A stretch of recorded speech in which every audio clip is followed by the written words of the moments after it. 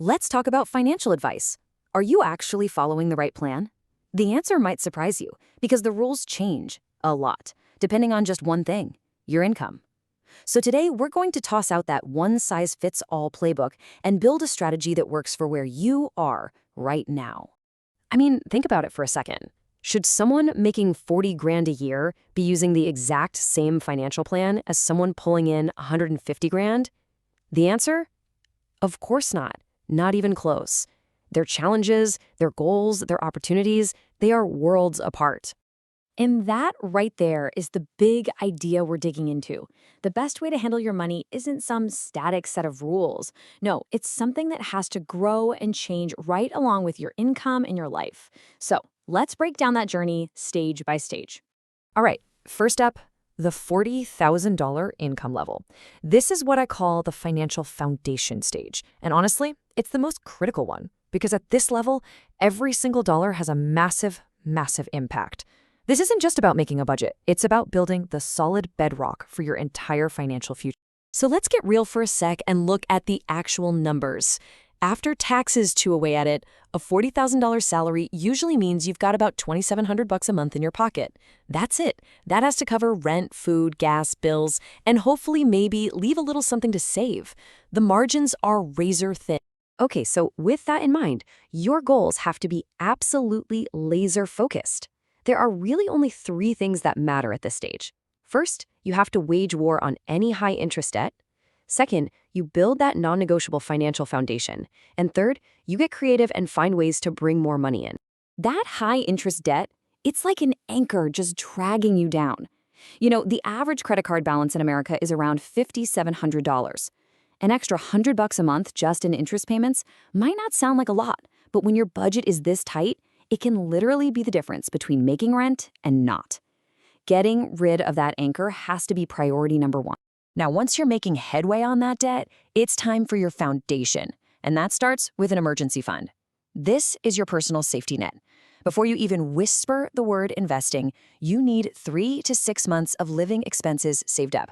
So if you spend $2 grand a month, you're shooting for $6 grand. It's the buffer that keeps a surprise car repair from being a financial disaster. And goal number 3 is all about offense, boosting that income. A $40,000 salary breaks down to about $20 an hour. So the question becomes, can you find a side hustle that pays more? If you're great at guitar, give lessons. Or think about investing in yourself. A professional certification can have a huge payoff. One study showed a cert in logistics could boost a salary from $55,000 to over $70,000. That is a life-changing job. Okay, let's shift gears and level up. When you get to the $75,000 level, which is right around the median household income in America, you've got more breathing room. The focus isn't just surviving anymore. Now it's all about mastering the long-term habits that actually build wealth. And the very first habit is just awareness. This quote says it perfectly. You can't improve what you don't measure. It's exactly like going to the gym, right? You got to step on the scale to know where you're at. That's why you have to track your net worth and your savings rate. It's the only way to know how financially healthy you really are. But here's the thing. When you do start tracking, you might get a bit of a shock. The typical American in their 30s has a net worth of just under 35 grand. But what do the experts over at Fidelity recommend? They say you should have 1 full year of your salary saved by age 30. We're talking a massive gap. Yeah, just let that sink in for a second. The goal is $75,000 saved up, but the reality for the average person is less than half of that. Now look, the point here isn't to discourage you. It's to light a fire under you, because there is a very powerful reason why starting right now makes all the difference in the world. Starting early is the ultimate cheat code. It's everything. To hit a retirement goal of 750 grand, if you start at age 30, you only need to save about 4.6% of your income. But wait until you're 40, that number more than doubles to over 10%. And if you wait until you're 50, you have to save a staggering 27.4% of your income every single year. Time is your greatest asset, period. So what happens when you cross that 6-figure mark? Well, at the $100,000 plus level, the game changes all over again. You're likely feeling comfortable. Your bills are paid. The new challenge is all about wealth optimization, making your money work smarter, and, just as importantly, avoiding some new, more subtle traps. And trap number one, the biggest one by far, is something called lifestyle creep. It's so sneaky. It's that natural pull to spend more just because you're making more. A bigger paycheck lands, so you think, hey, I can afford a nicer car now. Then a bigger apartment. And before you know it, you're making six figures, but you still feel like you're living paycheck to paycheck. So how do you fight back? Simple. You set clear, hard rules for your big purchases. Take buying a car. A fantastic rule of thumb is the 20-4-10 rule. You put at least 20% down, you finance for no more than 4 years, and you make sure your total monthly car payment is less than 10% of your gross income.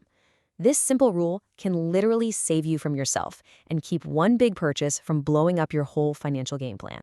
Now, once you've got that spending locked down, you can focus on the really exciting stuff, financial independence. Seriously, this is where it gets fun.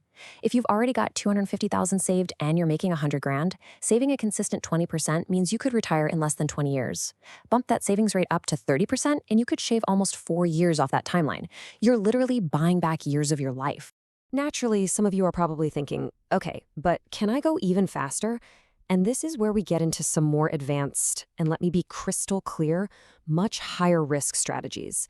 This is absolutely not for everyone, but it's a part of the conversation when you've got more capital to play with. If you were even thinking about making more concentrated bets, you have to have ironclad discipline.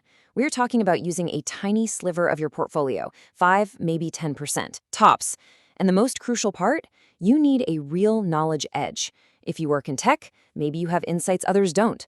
The golden rule here is to invest in what you truly know inside and out and be fully prepared for the potential losses, not just the gains. So, as you can see, building wealth isn't about finding one magic bullet. It's a journey, and it has distinct stages. You start by building that solid foundation when money is tight, then you master the habits when you have some breathing room, and finally, you optimize your strategy when you have more to work with. Each step needs a different focus. And that brings us to the final and most important question of all, and it's for you. After seeing this breakdown, what is the single tangible step you are going to take this week to move forward? Not next month, not next year, this week. Whether that's making a plan to kill that credit card debt, calculating your net worth for the very first time, or setting up an automatic savings transfer. Because at the end of the day, that's what this is all about.